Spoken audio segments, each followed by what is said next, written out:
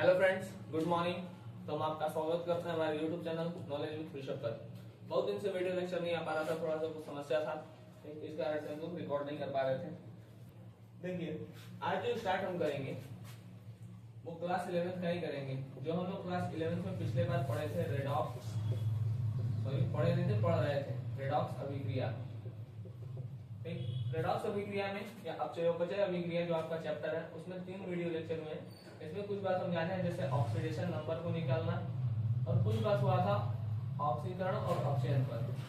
ठीक, ये हम थोड़ा सा बेसिक चीज समझते हैं। ऑक्सीकरण क्या होता है, अपचयन क्या होता है, ऑक्सीकारक क्या होता है, अपचायक क्या होते हैं, ये सब हम थोड़ा बहुत बात पढ़ चुके थे। जो आज का हमारा लेक्चर होगा वो होगा रेडॉक्स अभिक्रिया का जो टाइप है उस पर। अब रेडॉक्स अभिक्रिया का टाइप समझने से पहले, क्योंकि हमको इस चैप्टर में इलेक्ट्रॉन के टर्म में सारी चीजों को डील करना है कि इलेक्ट्रॉन बढ़ रहा है तो क्या हो रहा है, ऑक्सीडेशन नंबर घट रहा है कि बढ़ रहा है, या इलेक्ट्रॉन कम हो रहा है तो ऑक्सीडेशन नंबर बढ़ रहा है या घट रहा है। तो सबसे पहले आप ये जानेंगे कि इलेक्ट्रॉन अधिक होता है या इलेक्ट्रॉन लूज करता है, या कोई इलेक्ट्रॉन को गेन करता है, ग्रहण करता है या त्याग करता है, तो क्या होता है, ऑक्सीडेशन नंबर बढ़ता है कि घटता है। ठीक है, तो इलेक्ट्रॉन के टर्म में ही हम सारी चीजों को पढ़ेंगे। चलिए, तो हम स्टार्ट करते हैं यहां से। सबसे पहले हम देखते हैं ऑक्सीकरण। देखिए, हम एक बात पढ़े थे, ऑक्सीकरण या इसको इंग्लिश में कहते हैं ऑक्सीडेशन। ऑक्सीजन का जुड़ना, ऑक्सीजन का जुड़ना, ठीक, या हाइड्रोजन व इलेक्ट्रॉन का निकलना। ठीक, हाइड्रोजन व इलेक्ट्रॉन का निकलना क्या कहलाता है, ऑक्सीकरण।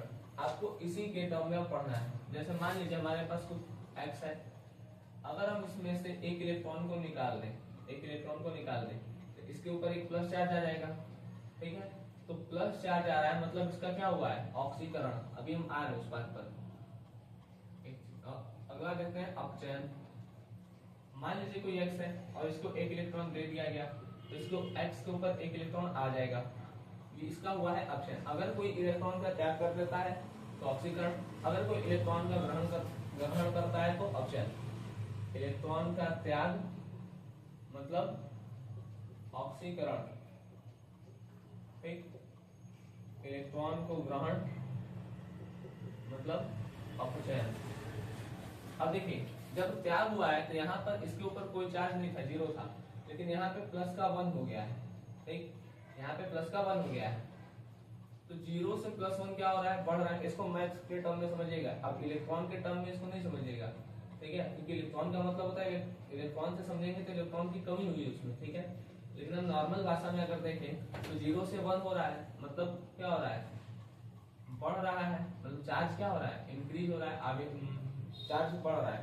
तो अगर चार्ज बढ़ता है तो हम कहते हैं उसका ऑक्सीडेशन नंबर इंक्रीज हो रहा है, मतलब बढ़ रहा है। तो ऑक्सीकरण में ऑक्सीकरण संख्या बढ़ेगी, इसमें ऑक्सीकरण संख्या क्या होगी, बढ़ेगी। ठीक है, ऑक्सीडेशन में ऑक्सीकरण संख्या बढ़ेगी।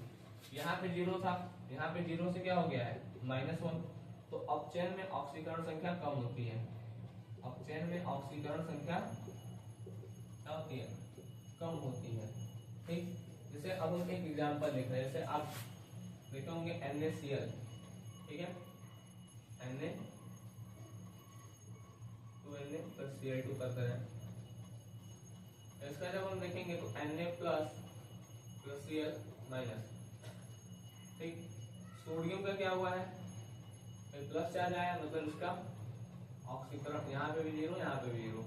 ठीक, तो इसका क्या हो गया है, 0 से +1, तो इसका हुआ है ऑक्सीकरण, क्योंकि ऑक्सीकरण संख्या बढ़ गई। यहाँ पर 0 से -1, मतलब ऑक्सीकरण संख्या घट गई, मतलब अपचयन। ठीक, सीधा कहने का मतलब है कि इलेक्ट्रॉन का त्याग करेगा तो ऑक्सीकरण होगा। ठीक, ऑक्सीकरण होगा और उसमें प्लस चार्ज आएगा और ऑक्सीडेशन नंबर बढ़ जाएगा। इलेक्ट्रॉन ग्रहण करेगा तो अपचयन होगा, माइनस चार्ज आएगा और ऑक्सीडेशन नंबर कम हो जाएगा। ठीक है, इतना बात नोट करिए, फिर हम आगे कुछ बातें पे और चलना है। ठीक है, देखिए ये 2 एग्जांपल लिखा है आप लोग के सामने, इसमें आप लोग सोचिए किसका ऑक्सीकरण हुआ है, किसका अपचयन हुआ है, सोचिए। चलिए देखिए, क्रोमियम है, ये Cr2O7 है, Cr2O7 के ऊपर 2 माइनस है, अगर इसमें क्रोमियम को देखें तो क्रोमियम हमको नहीं पता है, लेकिन हम लोग पिछले लेक्चर में जो ऑक्सीडेशन नंबर पता किए हैं कैसे निकालना है, तो वहां पता तो कर सकते हैं।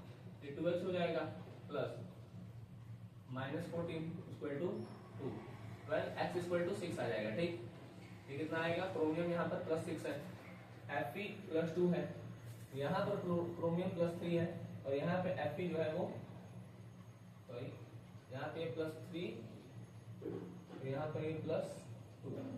ठीक, अगर हम क्रोमियम को देखें तो ये 6 से कितना हो गया है? 6 से 3, मतलब इसका क्या हुआ है? ऑक्सीडेशन हुआ है,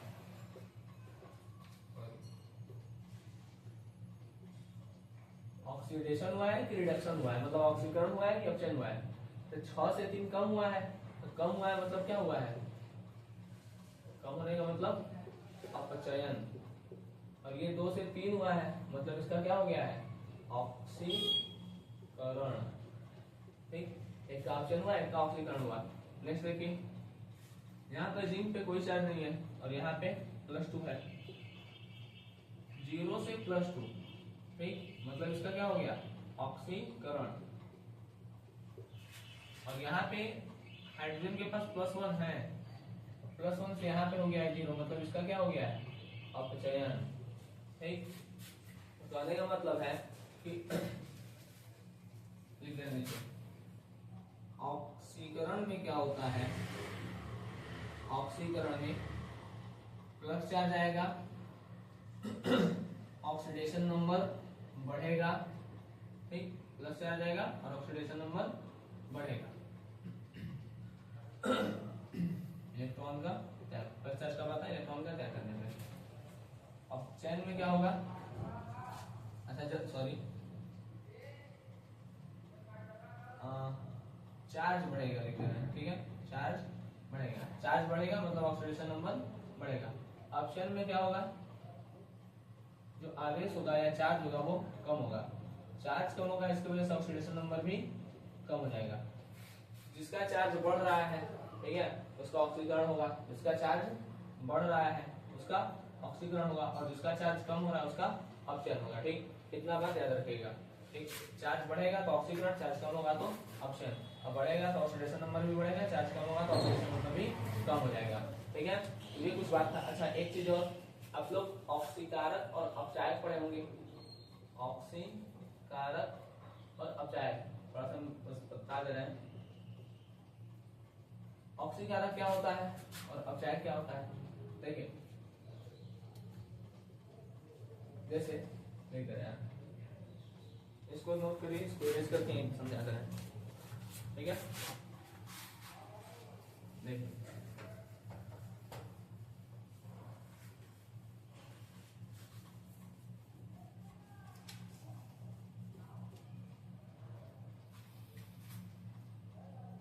जैसे जिंक प्लस कॉपर ऑक्साइड, ये हो गया जिंक ऑक्साइड प्लस कॉपर। तो जिंक का क्या हो रहा है? ऑक्सीकरण। ठीक, कॉपर का क्या हो रहा है? अपचयन। अब इसको ऑक्सीजन दे कौन रहा है? ये दे रहा है, तो ये हो जाएगा ऑक्सीकारक। ऑक्सीकारक, ठीक, ऑक्सीकारक। ठीक, देखिए जो ऑक्सीजन देगा इसको वो क्या हो जाएगा? ऑक्सीकारक। बात समझ में आ गया? और जो लेगा, मतलब जो ऑक्सीजन ले रहा है वो क्या हो जाएगा? अपचायक। वो क्या हो जाएगा? अपचायक। ठीक है, बात इतना नोट करिए, फिर उसको इलेक्ट्रॉन के टर्म में भी समझा दे रहे हैं। जल्दी करिए, देख लेते हैं। अभी तक हम जो देखें वो ये देख लिए कि ऑक्सीकरण देख लिए, इलेक्ट्रॉन के टर्म में भी ऑक्सीजन देख लिए।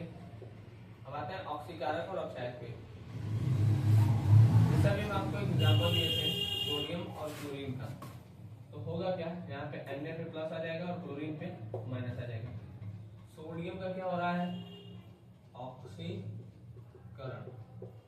कैसे पता? क्योंकि यहाँ पे ऑक्सीडेशन नंबर बढ़ रहा है। ठीक, क्योंकि यहाँ पे 0 था, यहाँ पे +1 है, बढ़ रहा है। क्लोरीन का क्या हो रहा है? अपचयन। चयन। कैसे पता? यहाँ पे 0 था, यहाँ पर माइनस, सॉरी घट रहा है, तो ऑक्सीडेशन नंबर जहाँ पे घटता है या चार्ज जहाँ पे घटता है वहां पे ऑक्सीजन चार्ज बढ़ रहा है तो ऑक्सीकरण। अच्छा, यहाँ पर ये प्लस चार्ज किसके वजह से आया होगा? क्लोरीन की वजह से। तो क्लोरीन था, एक इलेक्ट्रॉन इसमें कर लिया, तो क्लोरीन ही ने यहाँ पे प्लस चार्ज लाया है, तो जिसके वजह से प्लस चार्ज आता है वो होता है ऑक्सीकारक। ठीक, जिसके वजह से प्लस चार्ज आता है वो होता है ऑक्सीकारक। ठीक, और जिसके वजह से किसी दूसरे पे माइनस चार्ज चला जाता है वो होता है अपचायक। ठीक, वो क्या होता है? अपचायक। ठीक है बात। सोडियम जो है, सोडियम पे प्लस चार्ज इसलिए आया क्योंकि इसका क्लोरीन एक ले लिया था, एक इलेक्ट्रॉन लिया क्लोरीन, इसलिए इसके पे प्लस आया, और ये दिया है इसको, ठीक, इसलिए इसके ऊपर क्या आ गया? माइनस। तो जिसके कारण किसी पे प्लस चार्ज आता है वो ऑक्सीकारक होता है, और जिसके कारण किसी के ऊपर माइनस चार्ज होता है वो अपचायक होता है। बात समझ में आया? तो ऑक्सीकरण में हम एक चीज पता चला कि ऑक्सीजन का जुड़ना या हाइड्रोजन व इलेक्ट्रॉन का निकलना, प्लस चार्ज आ रहा है मतलब इलेक्ट्रॉन निकल ही रहा है। ठीक, इधर आता है, अगर इलेक्ट्रॉन निकल रहा है, ठीक है, तो इससे हमको क्या देखने को मिला? इलेक्ट्रॉन निकल रहा है तो इसका मतलब है कि वहां पे ऑक्सीडेशन नंबर बढ़ रहा है। क्यों बढ़ रहा है? क्योंकि चार्ज बढ़ रहा है। ठीक है, ऑक्सीजन में इसी का उल्टा है। ऑक्सीजन का निकलना या हाइड्रोजन व इलेक्ट्रॉन का जुड़ना, और हाइड्रोजन और इलेक्ट्रॉन जहां जुड़ता है वहां पे माइनस चार्ज आता है, और जहां से निकलता है वहां पर प्लस चार्ज आता है। ध्यान दीजिएगा, कहीं पे इलेक्ट्रॉन निकल रहा है, जैसे सोडियम से निकल रहा है तो प्लस चार्ज, क्लोरीन पे जुड़ रहा है तो माइनस चार्ज। ठीक, देखिए जुड़ेगा तो ऑक्सीडेशन नंबर क्या होगा? घटेगा। क्यों? क्योंकि चार्ज क्या होता है? कम होता है। ठीक, एक बात हम पढ़े, ऑक्सीकारक। ऑक्सीकारक देखिए, जो ऑक्सीजन देगा, जो ऑक्सीजन देगा या जिसके कारण पॉजिटिव चार्ज आएगा, जिसके कारण पॉजिटिव चार्ज आएगा। अब चाय क्या होता है? जो इलेक्ट्रॉन या जो ऑक्सीजन लेगा, जो ऑक्सीजन लेगा, एक चीज और या जिसके कारण नेगेटिव चार्ज, जिसके कारण नेगेटिव चार्ज आएगा। ठीक, ये सब बात याद रखिएगा। ऑक्सीकारक वो होगा जो ऑक्सीजन देगा या जिसके कारण पॉजिटिव चार्ज आएगा। और पॉजिटिव चार्ज कैसे आएगा? जब वो इलेक्ट्रॉन देगा, तो ये भी लिख सकते हैं, जो इलेक्ट्रॉन देगा वो ऑक्सीकारक। ठीक, जो सॉरी पॉजिटिव चार्ज आएगा ना, तो जो इलेक्ट्रॉन लेगा, ठीक, ये इलेक्ट्रॉन क्या करेगा? लेगा। ठीक, और निगेटिव चार्ज कब आएगा किसी पर? जिसके कारण निगेटिव चार्ज आया है ना, जिसके कारण निगेटिव चार्ज आया, तो किसके कारण निगेटिव चार्ज आएगा? सोडियम के कारण किसी पे निगेटिव चार्ज आ रहा है। ठीक, तो हम ये लिख सकते हैं जो इलेक्ट्रॉन देगा, जो इलेक्ट्रॉन देगा या जिसके कारण किसी पे नेगेटिव चार्ज आए। ठीक, जो जिसके कारण किसी पे पॉजिटिव चार्ज आए या जो इलेक्ट्रॉन लेगा। ठीक है, ये सब बात याद रखिएगा, छोटा छोटा टर्म है सब। एक चलिए, अब इसको हम इरेज कर रहे हैं, तो नोट टर्म करना है, नोट डाउन कर लीजिए। ठीक है, जल्दी करिए।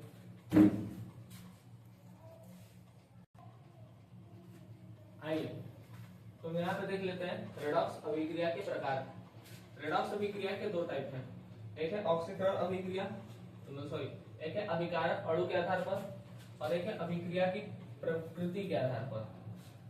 हमको जो सबसे फर्स्ट देखना है वो देखना है अभिकारक अणुओं के आधार पर। देखिए, अभिकारक अणुओं के आधार पर ये तीन टाइप के रिएक्शन होते हैं। ठीक, एक है अंतरा अणु रेडॉक्स अभिक्रिया। इसमें क्या होता है? अंतरा अणु रेडॉक्स अभिक्रिया में कोई एक अपचायक होगा और एक ऑक्सीकारक होगा। ठीक, सिंपल बात। अब इसमें आप लोग ऑक्सीडेशन नंबर निकालिएगा, उसको चेक करिएगा, देखिएगा कि किसका अपचयन हुआ है, किसका ऑक्सीकरण हुआ है। ठीक है, दूसरा स्वतः रेडॉक्स या असमानुपातिक अभिक्रिया, इसको कहते हैं डिस्प्रोपोर्शनेशन रिएक्शन।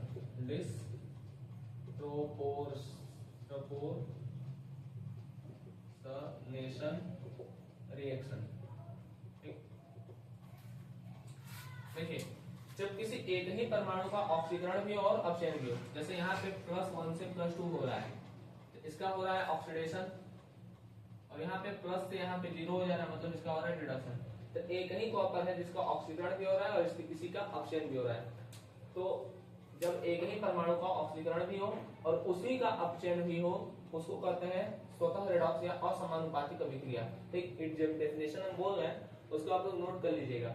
जब एक ही परमाणु का ऑक्सीकरण भी हो और अपचयन भी हो, तो ऐसी अभिक्रिया को डिस्प्रपोर्शनेशन रिएक्शन या असमानुपातिक अभिक्रिया या स्वतः रेडॉक्स अभिक्रिया कहते हैं। ठीक, इसमें अंतः अणु रेडॉक्स अभिक्रिया, जब किसी एक ही परमाणु में किसी एक एलिमेंट का ऑक्सीकरण हो रहा हो और किसी एक का अपचयन हो रहा है, जैसे यहाँ पे +3 से -, तो इसका हो रहा है अपचयन,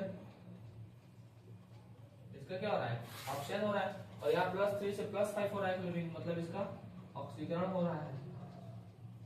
ठीक, ऑक्सीजन का भी देखेंगे तो ठीक है। तो कहने का मतलब है कि जब अंतः अणु रेडॉक्स अभिक्रिया क्या होती है, किसी एक परमाणु में किसी एक एलिमेंट का ऑक्सीकरण हो रहा हो और किसी दूसरे एलिमेंट का अपचयन हो रहा हो, तो उसे कहते हैं अंतः अणु रेडॉक्स अभिक्रिया।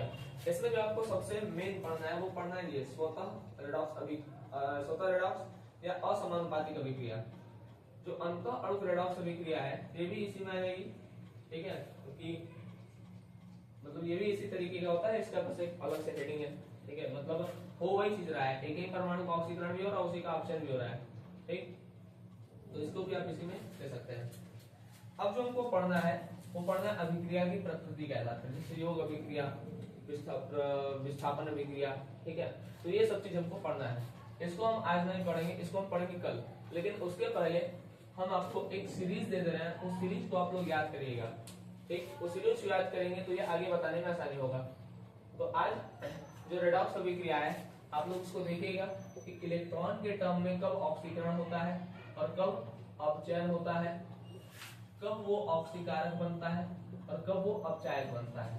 ठीक, आपका 2 वर्क है, एक हम अभी लिख, इसको तो हम कल पढ़ेंगे। ठीक, याद नहीं, इसमें से आप लोग बस ये याद कर सकते हैं असमानुपातिक अभिक्रिया क्या होती है और एक एग्जांपल याद रखिएगा बस। ठीक है, बात समझ में आ गया। अभी हम जो सीरीज लिख रहे हैं उसको आप लोग याद करिएगा और उसके बाद एक होमवर्क देंगे, उसमें आप लोग चेक करिएगा कि कौन ऑक्सीकरण, किसका ऑक्सीकरण हो रहा है, किसका अपचयन हो रहा है, कौन ऑक्सीकारक है और कौन अपचायक है। ठीक, ये होमवर्क होगा आप लोग का।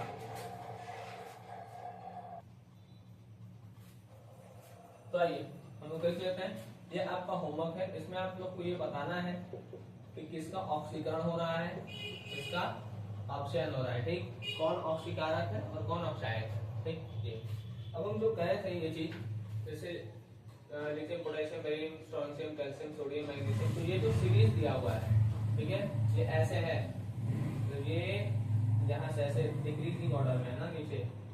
ठीक, फिर CO के नीचे है Ni। ठीक, ऐसे अलग अलग नहीं है, CO के नीचे ही ये पूरा है। तो जब हम ऊपर से नीचे आते हैं तो हमको एक बात पता है कि क्रियाशीलता कम होती है, क्रियाशीलता कम होती है।